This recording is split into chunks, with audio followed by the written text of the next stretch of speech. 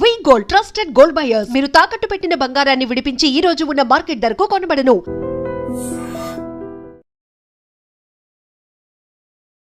Welcome to I dream. నా పేరు Lumbini. Iran Israel war గురించి, కాన్ఫ్లిక్ట్ గురించి న్యూస్లో చూసే ఉంటారు. దాని తర్వాత సీజ్ ఫైర్ గురించి కూడా వినే ఉంటారు. మరి what exactly is it and అక్కడున్న మన ఇండియన్స్ని ఎలా ఎఫెక్ట్ చేస్తుంది, మన ఇండియా మీద ఎలాంటి ఎఫెక్ట్ ఉంటుందో లెట్స్ నో. మనతో పాటు high court senior advocate at the same time immigration lawyer Prithviraj గారు ఉన్నారు. Let's talk to him. Hello sir, how are you? Hi Lumbini. Sir, so Iran Israel war గురించి న్యూస్లో వింటున్నాము. అంటే ఇది ఇవాల్టి ప్రాబ్లం కాదు, ఇట్స్ బీన్ ఫ్రమ్ ఇయర్స్ అని చెప్పుకోవచ్చు. So what exactly is it అనేది బ్రీఫ్ చేస్తారా? ఇరాన్ అండ్ ఇజ్రాయెల్ వార్ వచ్చేసరికి, Israel is a country where దాని హిస్టారికల్ బ్యాక్గ్రౌండ్ తీసుకుంటే కనుక అక్కడ ప్యాలెస్తీనా ఏరియాలో ఇజ్రాయెల్ స్టార్ట్ అయిన తర్వాత, అక్కడ ఉండి ఆక్యుపెంట్ స్టార్ట్ అయిన తర్వాత వాళ్ళు రోజుకి వాళ్ళ యొక్క సామ్రాజ్యాన్ని విస్తరింపజేస్తా ఈ రోజున పాలస్తీన్స్ని అక్కడ లేకుండా చేసే పరిస్థితి తీసుకొచ్చారు. Israel after second world war there is no Israel as such. Israel is a baby country అని చెప్పచ్చు. ఎంత నీకు విస్తీర్ణ అనుకుంటే ఒక రకమైనటువంటి బలం ఉన్నవాడిదే ఆధిక్యత అన్నట్టు నాది అంతా నాదే అని చెప్పేసేటువంటి తీరు కనపడతా ఉంటుంది. యుఎన్ఓ ఈ విషయంలో చాలా వరకు సైలెంట్ అయ్యిందని చెప్పచ్చు. ఎందుకంటే మనకు ఏదైనా ఇప్పుడు జమ్మూ అండ్ కాశ్మీర్ ఇష్యూ ఉందమ్మా లుంబిని. జమ్మూ అండ్ కాశ్మీర్ హిస్టారికల్గా మనం తీసుకుంటే అక్కడ ఉండేటువంటి జమ్మూ అండ్ కాశ్మీర్ రాజు నేను ఇండియాతో కలుస్తున్నానని ఒక అగ్రిమెంటు, ఆ అగ్రిమెంట్ తర్వాత ఇండియాతో కలవటానికి ట్రై చేయటం, కలిసిన తర్వాత మనం కలుపుకుంటాం, ఈ లోపల పాకిస్తాన్ వాళ్ళు అక్కడికి వచ్చి ఆక్యుపై చేసుకుంటాం, దాని పిఓకే అన్నది జరగటం, ఇదంతా తెలిసిన ఒక హిస్టారికల్ ఎవిడెన్స్. అంటే everybody know that Jammu and Kashmir is in India. ఇదే రకంగా చూసుకుంటే ఇజ్రాయెల్ ఉందా అంటే ఇజ్రాయెల్ 1949 తర్వాత లేదు. హిట్లర్ చనిపోయిన టైంకి ఇజ్రాయెల్ అనేది లేనే. ఇజ్రాయెల్ అనేది ఒక ఆశ్రయిత రాజ్యం అని చెప్పచ్చు. అక్కడికి జ్యూస్ కొంతమంది వచ్చి అక్కడ కాలనీస్ కట్టుకుని వాళ్ళు అక్కడ ఏదో వాళ్ళు they were just developed their home lands and తర్వాత ఈ రోజుకి బార్డర్స్ పొద్దునికల్లా కంచి పెంచుకుంటే వెళ్ళిపోయి ఈ రోజున ఇజ్రాయెల్ అనేది ఒక కంట్రీ కింద ఎస్టాబ్లిష్ చేసేసుకుంది. వాళ్ళు ఏదో కనికరించి ఇక్కడ ఉంటే కనుక వాళ్ళు వచ్చి నాది రాజ్యం అని చెప్పేసే పరిస్థితి తీసుకుంటారు. ఇల్లంతా నాది అని. అందుకని ఇజ్రాయెల్ది ఒక రకంగా చెప్పాలంటే ఒక ఆక్యుపేషన్, బలవంతంగా ఆక్యుపేషన్ అని చెప్పచ్చు.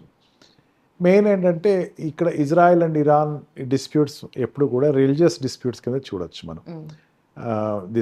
ముస్లిమ్స్ ఒక పక్కన, జ్యూస్ ఒక పక్కన, జీసస్ క్రైస్ట్ బర్త్ రిలిజన్ అయినటువంటి జ్యూస్ ఒక పక్కన, and these what we call Muslims ఒక పక్కన.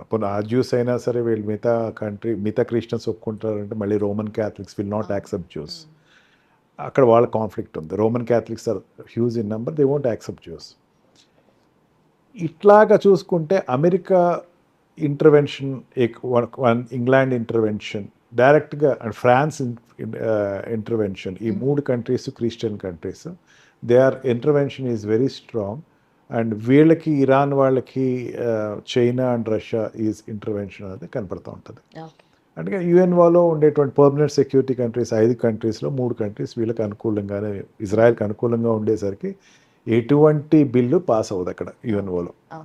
ఇంత యుద్ధం జరుగుతుందమ్మా లుంబిని. యుఎన్ఓ గురించి ఒక న్యూస్ చూపించండి.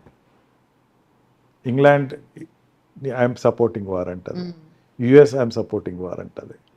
అంటే ఈ హిస్టారికల్గా తీసుకుంటే కనుక జ్యూస్ని ఒక ఇంత డైరెక్ట్గా సపోర్ట్ ఇవ్వటం, వాళ్ళని అక్కడ లోకల్ ఫీలింగ్ని, మేము ఉన్నామా ఇక్కడి నుంచి మేము తప్పుకోవాలా, ఏమీ అర్థం కాని పరిస్థితుల్లో ఉండేటువంటి పాలస్తీనా వాసులకి అందరికీ కూడా సపోర్ట్ చేస్తున్న కంట్రీలో major country Egypt and Iran. Iran support ఉంది వీళ్ళకి. అంటే పెద్ద కంట్రీస్ని స్పీడప్ చేసుకుంటుంది ఇజ్రాయెల్. ఏదైతే పెద్ద కంట్రీస్ ఈజిప్ట్ అండ్ ఇజ్రాయెల్. మొన్నటి వరకు ఈజిప్ట్ మీద వాళ్ళు బాంబుల వర్షం కురిపించారు. అప్పుడు అమెరికా సైలెంట్ అయింది. ఇరాన్ మీద అటాక్ చేయటం కారణం ఏంటంటే మళ్ళీ న్యూక్లియర్ కంట్రీస్లో ఒక పిక్చర్లోకి వెళ్తే కనుక Iran is a nuclear country. Nuclear war heads ఉన్నటువంటి country Iran.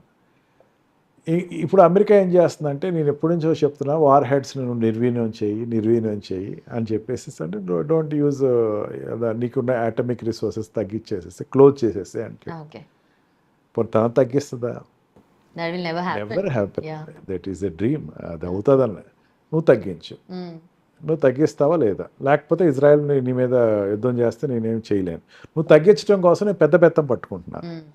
I'm hitting you only to let you know ఇది ఆపేయాలని.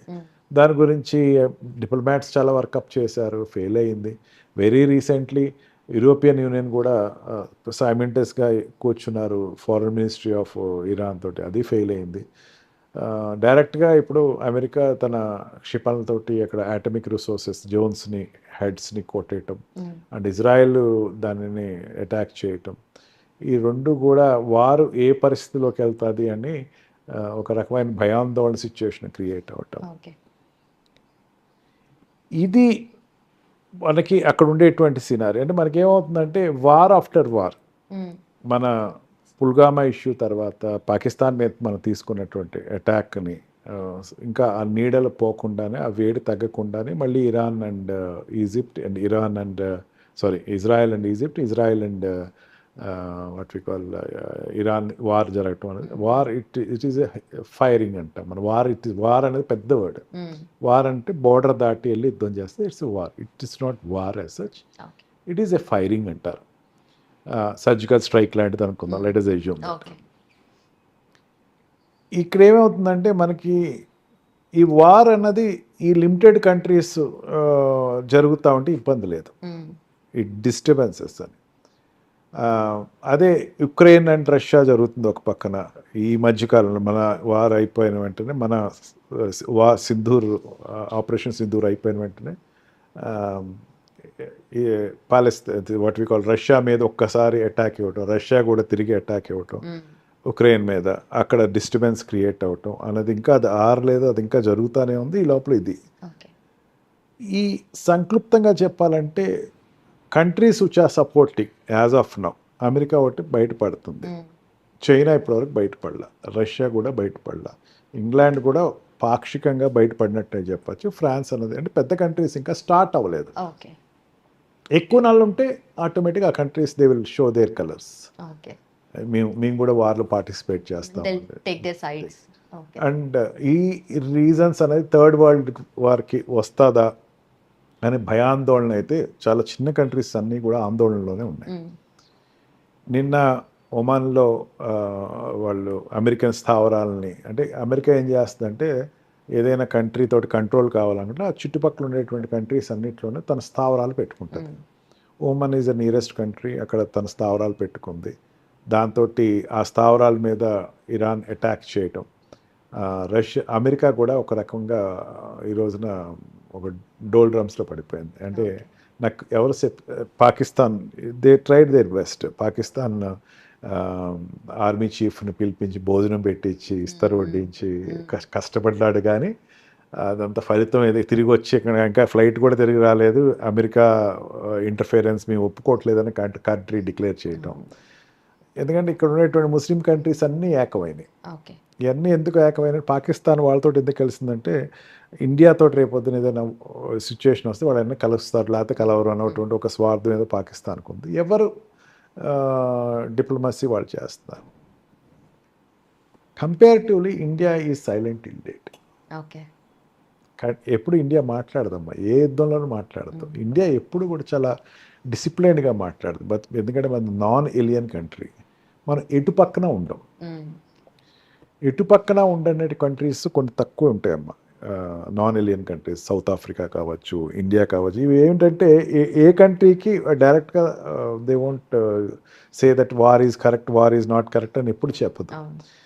మనం మోడీ గారు నిన్న మాట్లాడినప్పుడు కూడా డిప్లొమాటిక్ మెజర్స్ ఉన్నాయి, తీసుకోండి, డిప్లొమాటిక్ డిసిషన్స్ తీసుకోండి, శాంతి చేయండి, యుద్ధానికి వెళ్ళొద్దు అని ఈయన చాలా స్పష్టంగా చెప్తున్నారు. పాకిస్తాన్ ఈ ఆర్మీ చీఫ్ మీకు ఖచ్చితంగా నోబెల్ రావాలి అని చెప్పేసి ఓకే. ప్రశంసించినటువంటి 2 రోజులకే అమెరికా చెప్తుంది తప్పు, ట్రంప్ తీసుకున్న నిర్ణయాలు తప్పు అన్నాడు. అంటే his shade is everybody is looking it. చూడలేదా ప్రజలందరూ, చూడలేదన్న ప్రపంచం అంతా. నిన్నటి వరకు ఏమో నోబెల్ రావాలి అంటే నాకు నోబెల్ ఇవ్వరులేండి, ఎందుకు ఇస్తారు, నాకు రావాలి కానీ రావట్లేదు అని ఆయన చెప్పటం, అయ్యా లేదు లేదు మీకు నోబెల్ ప్రైజ్ రావాలి అని ఆయన చెప్పటం. ఇండియా అక్కడ మళ్ళీ పాకిస్తాన్ వచ్చిన వెంటనే లేదు లేదు అమెరికా చేస్తుంది చాలా పెద్ద తప్పు, ఇరాన్తో జోలికి వెళ్ళటం మేము ఒప్పుకోవట్లేదు, ఇరాన్కి మేము సపోర్ట్ చేస్తాం, అవసరమైతే మా న్యూక్లియర్ వెపన్స్ కూడా మేము ఇస్తాము, యుద్ధం ఎంత పెద్దదైనా సరే అని చెప్పటం. ఈ అన్నిట్లోనమ్మా ఇక్కడ మనకి భారతదేశానికి ఒక రకంగా చెప్పాలంటే ఈ యుద్ధం లాంగిటివ్గా వెళ్తే భారతదేశానికి చాలా పెద్ద ఇబ్బంది అని చెప్పచ్చు. ఓకే సరే. అండ్ ఆల్సో మీరు అన్నట్టుగా ఇందాక మెన్షన్ చేసిన దాంట్లో యుఎన్ ఎక్కడ సైలెంట్ అయిపోయింది, నాట్ జస్ట్ ఇప్పుడే కాదు, ఫ్యూ ఇయర్స్ నుండి చూసుకున్న రష్యా యుక్రెయిన్ టైంలో కానీ, ఇండియా పాక్ అప్పుడు కానీ కాన్స్టెంట్గా అదే మెయింటైన్ చేస్తుంది. అంటే ఈజ్ ఇట్ స్టిల్ ఎగ్జిస్టింగ్ అన్న క్వశ్చన్ మార్క్ అయితే ఉంది. What you want to tell about it? Yes, it's true అమ్మా. యుఎన్ ఏమైపోయింది, యుఎన్ మనకి మీరు ఎప్పుడైనా చూసారో లేదు, ఎవరైనా మినిస్టర్స్ కానీ లేకపోతే పెద్ద లీడర్స్ కానీ కాన్స్టిట్యున్సీకి వెళ్ళకపోతే అక్కడ లోకల్ పేపర్స్ బోర్డు పెడతాయి, మా ఎమ్మెల్యే కనపట్టలేదు కాస్త ఎతికి పట్టుకోండి అని. ఇప్పుడు యుఎన్ఓ ఎక్కడ ఉంది, ఎతికి పట్టుకోండి, ఏం చెప్పాలా అసలు వాళ్ళు ఏం మాట్లాడలేదు. UNO is silent. మీటింగ్ పెట్టాలమ్మా, పెడితే ఫెయిల్ అవుతుంది, నేను ఫెయిల్ అయ్యే మీటింగ్ నేను ఎందుకు పెట్టాలన్న అభిప్రాయం తనకుంది. పెడితే ఫెయిల్ అవుతుంది, ఎందుకంటే చెప్పాను కదా, ఇందాక చెప్పాను కదా, America, England and France security countries అయినటువంటి అవే కంట్రీస్ కాబట్టి ఆ 3 will not support. And England, this Russia and China already gave their dissent upon American action. Already చెప్పేశారు అమెరికా తీసుకునే నిర్ణయం తప్పు అని చెప్పి. యుఎన్ కంట్రీస్, సెక్యూరిటీ కంట్రీస్ డైరెక్ట్గా వార్లో దిగినప్పుడు ఎప్పుడు యుఎన్ఓ సైలెంట్ అయిపోతాం. This is not first time. America Vietnam మీద యుద్ధంలో ఓడిపోయింది, చిన్న కంట్రీ వియత్నాం, దాని మీద ఓడిపోయింది. అప్పుడు యుఎన్ఓ గగ్గోలు పెట్టేసింది, వియత్నాం చేసిన చాలా పెద్ద తప్పు, అసలు వియత్నాం ఏంటి ఇట్లా చేస్తున్నారు, చిన్న కంట్రీ కాబట్టి సలహా చెప్పేసింది. ఇప్పుడు ఏమైపోయిందంటే అమెరికా స్వయంగా వార్లో దిగింది. నువ్వు అమెరికా తప్పు అని అనలేదు అనే ధైర్యం ముందు యుఎన్ఓకి లేదని చెప్పచ్చు. యుఎన్ఓ ఈ పీస్ టైంలో స్పందించకపోవటం చాలా పెద్ద తప్పు కింద చెప్పచ్చు. UNO is silent as of now. UNO is war already start అయ్యి, స్ట్రైక్ స్టార్ట్ అయ్యి దగ్గర 4-5 days అవుతుంది. 1 day అనుకుంటా, రేపు చేస్తే 7 days అయిపోతుంది. 7 days నుంచి యుఎన్ఓ ఇప్పటివరకు బలమైనటువంటి ఒక నిర్ణయం చెప్పలేదు, కంట్రీస్ని పిలిపించలేదు, డిప్లొమాట్స్ని దింపలేదు. అండ్ జనరల్గా there is history that UNO general secretaries వాళ్ళ చార్టర్ ఫ్లైట్లో వెళ్ళిపోయి అక్కడ కూర్చుని వార్ సిచ్యుయేషన్ కంట్రోల్ చేసినటువంటి సందర్భాలు అనేకం ఉన్నాయి. దానిలో ప్రాణాలు పోగొట్టుకున్న వాళ్ళు కూడా చాలామంది ఉన్నారు, జనరల్ సెక్రటరీస్. కానీ ఇప్పటి వరకు యుఎన్ ఎందుకో సైలెంట్ అయిపోయింది, నాకు పట్టదు అన్నట్టు. అదే ఏదో చిన్న స్టేట్మెంట్, ఇది జరగకూడదు, ఇటువంటి జరిగింది, చాలా శోచనీయకం అని చెప్పేసి ఏదో చెప్పేసింది తప్ప seriously it is not condemning anything. ఆ కండెమ్ చేయకపోవటం అన్నది ఈ what we call this Muslim countries కొంచెం బాధే అనిపిస్తుంది. ఎందుకంటే యుఎన్ ఆర్గనైజేషన్స్లో ఉన్నటువంటి WHO ఒకటి అండ్ యుఎన్ సపోర్ట్ చేస్తున్నటువంటి కంట్రీస్కి ఫండింగ్ అమెరికా ఆపేసింది. ఒకసారి ఫండింగ్ ఆపేసిన తర్వాత ఆల్టర్నేటివ్ ఫండింగ్ తెచ్చుకోవాలి జనరల్గా. దానికి ఇప్పటివరకు యుఎన్ ఎటువంటి ప్రయత్నాలు చేయలేదు. ఆల్టర్నేటివ్ ఫండింగ్ ఎవరైనా ఇస్తారని అడగాలి, ఇప్పటివరకు ఆ ప్రయత్నాలు చేయలేదు.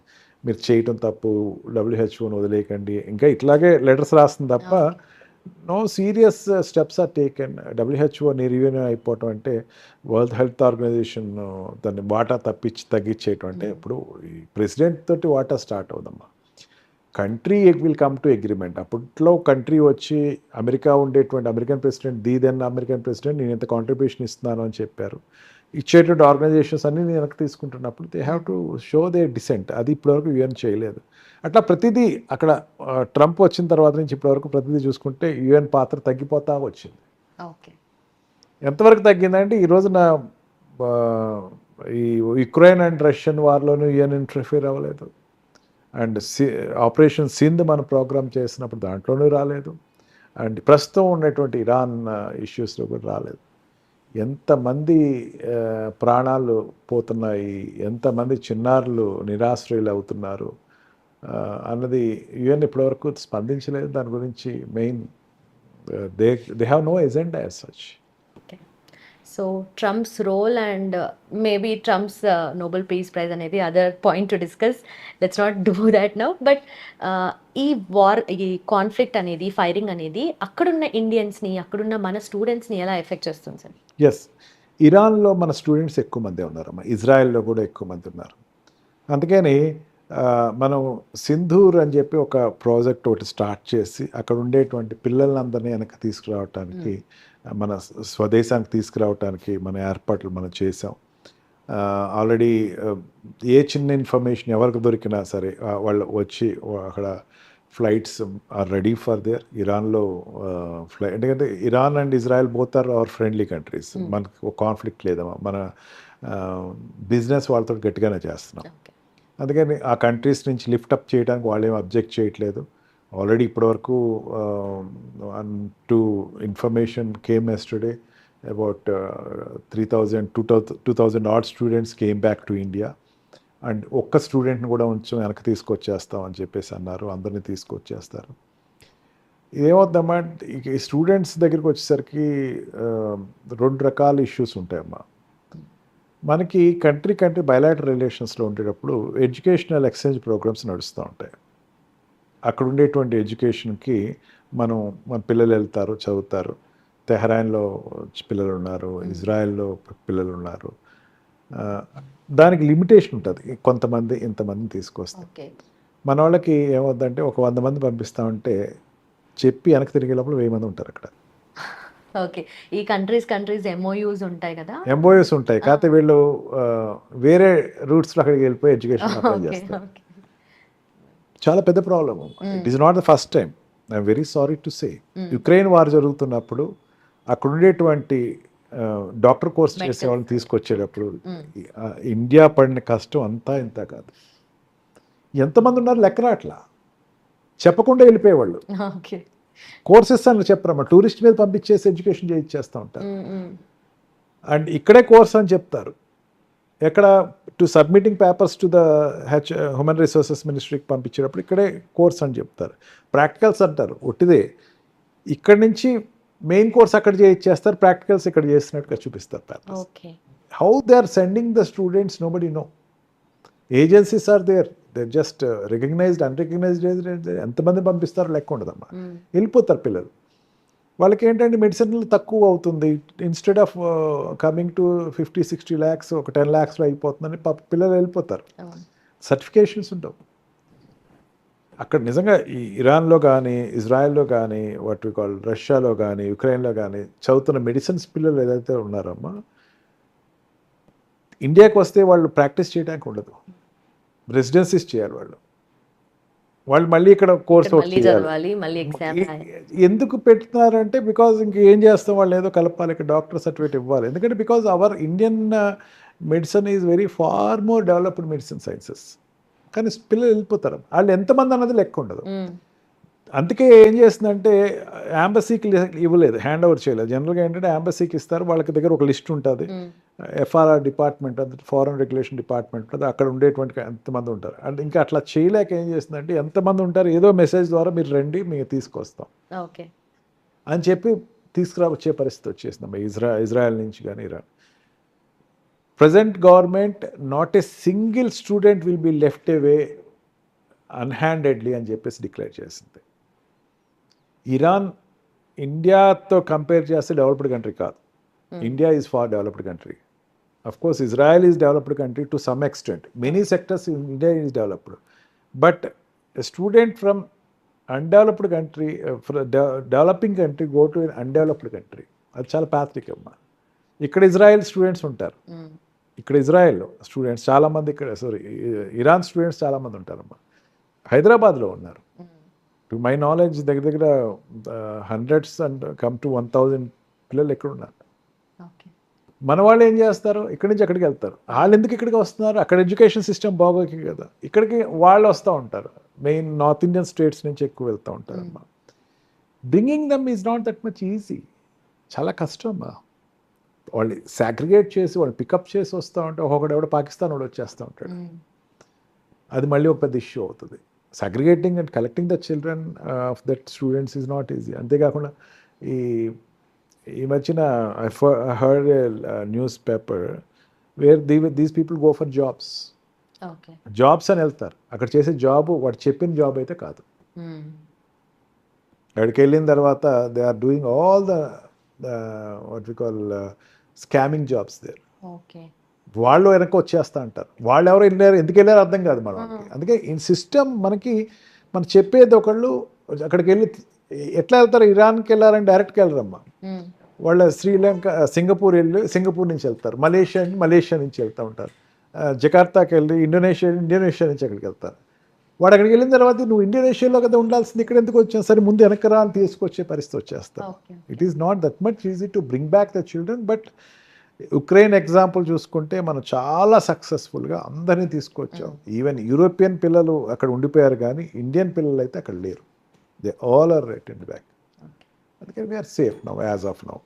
ఇంకా ఎంప్లాయీస్ కింద వెళ్ళిన వాళ్ళు అయితే కనుక గవర్నమెంట్ ఆల్రెడీ ఎక్స్చేంజ్ ప్రోగ్రామ్స్లో, కంట్రీతో ఎక్స్చేంజ్ ప్రోగ్రామ్స్లో ఉన్నటువంటి ఎంప్లాయ్మెంట్ ఎవరు వెళ్ళిన వాళ్ళందరూ మాత్రం ఆయనకు తీసుకొస్తుంది. అండ్ మోస్ట్ ప్రాబబ్లీ అందుకే ఇట్ హ్యాస్ గివెన్, మీరు ఏ ఇన్ఫర్మేషన్ ఇచ్చినా చెప్పండి మాకు వచ్చేస్తాం, తీసుకెళ్ళిపోతాం అని చెప్పి. సార్, ఆయిల్ ప్రైసెస్ గురించి. సో ఇండియా మోస్ట్లీ ఇంపోర్ట్ చేసుకుంటుంది ఆయిల్ మొత్తము. అండ్ ఆల్సో ఇప్పుడు మళ్ళీ లేటెస్ట్ న్యూస్ ప్రకారం ఏంటంటే Iran's military denies firing missiles at Israel after cease fire. అంటే ఇంకా కంటిన్యూ అవుతుంది. సో ఎలాంటి రిపర్కషన్స్ ఉంటాయి మనకు? మెయిన్ ఏంటంటే అమ్మా, ఇండియా ఇరాన్ మీద డిపెండ్ అయ్యింది. ఎక్స్పోర్ట్స్ చూసుకుంటే మన rice export, basmati rice export ఎక్కువ ఉంది. Already ports are filled with basmati rice. Okay. చాలా కార్టూన్స్ మనం అక్కడ పెట్టేసుకున్నాం. మనకి హార్మోజ్ వాటర్ ఎన్క్లేవ్ అని ఒకటి ఉంటుందమ్మా అక్కడ. అంటే ఇరాన్ దగ్గర ఒక రకమైనటువంటి ఎన్క్లేవ్ని ఇరాన్ మూసేసింది. దానివల్ల ఏమవుతుందంటే మన ఆయిల్ ఇండియాకి రావట్లేదు. మనం చాలా ఎక్కువ క్రూడ్ ఆయిల్ ఇరాన్ మీద డిపెండ్ అయ్యాం. హార్మోజ్ ఎప్పుడైతే మనకి మూసేశారో మనకి ఆయిల్ ఆల్మోస్ట్ మనకి ప్రైస్ హైక్ అయినా ఆశ్చర్యపోకలని చెప్పచ్చు. ఓకే. అది మనకు ఒక పెద్ద దెబ్బకని చెప్పచ్చు. మనం క్రూడ్ తెచ్చుకుంటాం, రైస్ ఇస్తాం, రైస్ తీసుకెళ్ళేవాళ్ళు లేరు, క్రూడ్ పంపించేవాళ్ళు లేరు. కొన్నాళ్ళు ఏమవుతుందంటే మన రిజర్వాయర్స్ ఉంటాయి, తగ్గిపోతాయి, రిసోర్సెస్ తగ్గిపోతాయి. అందుట్లో మనకి రెండింటి మీద ఎక్కువ డిపెండ్ అయ్యాం. రష్యా మీద డిపెండ్ అయ్యాం అండ్ ఇరాన్ మీద డిపెండ్ అయ్యాం. రెండు ఈరోజు వార్ కంట్రీస్లో ఉన్నాయి. అందుకని మన క్రూజ్ కొంచెం షార్టేజ్ వచ్చేటువంటి అవకాశం ఉంది. దానివల్ల ఆయిల్ ప్రైజెస్ అయితే మనకి పెరుగుతుందమ్మా. అండ్ సర్ప్రైజింగ్లీ మన what we call Wednesday start అయిన స్టాక్ ఎక్స్చేంజ్ ఇప్పటి వరకు చాలా తక్కువ రేషియోలో తగ్గింది తప్ప, అంటే still Friday there is no short fall, రేజింగ్లోనే ఉంది. మండే కొంచెం తగ్గింది. ఇంటర్నేషనల్ మార్కెట్ వల్ల మనకి పెద్దంత ఎఫెక్ట్ అయితే లేదు. It's a very good news. కానీ ఇదే మెయింటైన్ అవుద్దా అంటే it's not that much easy to say. ఎప్పుడైతే క్రూడ్ ఆయిల్ రేట్స్ పెరిగిందో ఆటోమేటిక్గా మనకి ఈ స్టాక్ ఎక్స్చేంజ్ పడిపోవటం అంటే జరుగుతుంది. నార్మల్గా అయితే పడదు కానీ బట్ డిక్లైనింగ్ అయితే స్టార్ట్ అవుద్ది after what you call Ukraine war తర్వాత. And American impact upon our students కావచ్చు, H1B వీసా మీద కావచ్చు, and also our what we call trade and commerce మీద కావచ్చు. ఇంపాక్ట్ అనేది ట్రంప్ వచ్చిన తర్వాత కొంచెం తగ్గింది. మళ్ళీ ఈ ఇరాన్ వార్ వల్ల తగ్గేటువంటి అవకాశాలు కనపడుతున్నాయి కానీ బట్ ఇట్ ఈస్ నాట్ ఇప్పుడు వరకు ఈ 3-4 డేస్లో మాత్రం మనకి పెద్దంతగా తగ్గలేదు. క్రూడ్ రేట్లు అయితే మన పెట్రోల్ అండ్ డీజిల్ రేట్లు అయితే పెరిగే అవకాశం ఇదే కంటిన్యూ అయితే, వార్ కంటిన్యూ అయితే.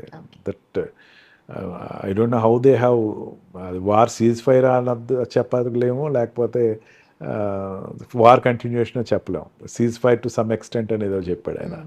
And that to Iran also reacted upon America. America ఇప్పుడు ఎట్లాగా రియాక్ట్ అవుతుందో తెలియదు. America is a big power, no doubt on it. ఉన్న ప్రపంచంలోకెల్లా the biggest power is America. Already 3 atomic రిసోర్సెస్ని తను నిర్వీర్యం చేయడానికి ప్రయత్నం చేసింది. ఇంకా గట్టి యుద్ధం జరిస్తే కనుక ఒక 7 days వార్ కంటిన్యూగా జరిగితేమో Iran will be little shrimpled and crimple అవుతుంది. ఓకే. అంత రాదని అయితే నేను అనుకుంటున్నా. బట్ ఎనీవే సీజ్ ఫైర్ అన్నది టాపిక్ వచ్చింది కాబట్టి diplomats is getting little successful here and there. Okay sir, thank you so much sir. Thank you. So చూసారు కదా, ఇరాన్ ఇజ్రాయెల్ కాన్ఫ్లిక్ట్ గురించి, ఫైరింగ్ గురించి హైలైట్స్ సార్ చెప్పారు. Thank you so much for watching.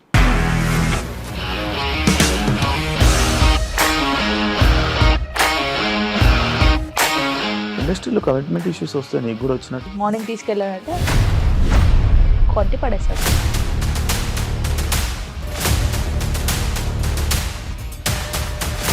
ఒక్కళ్ళు కూడా చూడలేదు ఈ సినిమా అని చెప్పడానికి కూడా చాలా ధైర్యం కావాలి. అది నిజం కదా, దాంట్లో ధైర్యం ఏంటి? ఇది నెక్స్ట్ డే ప్లేట్ మార్చేస్తే తప్పు కదా. As of now we are comfortable this అని నేను అనుకుంటున్నాను. రష్మిక గారిది మీది ఒకే ఊరు అంట కదా?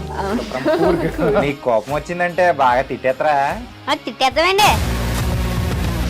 నిజంగా గేమ్ ని ఎలా చేంజ్ చేయగలిగారు? ఏపీఎస్ఎఫ్సి వాళ్ళకి 6 నెలల్లో నేను 6 లక్షలు కట్టా. బిజినెస్ చేయాలనుకుంటే it is as difficult as riding a tiger.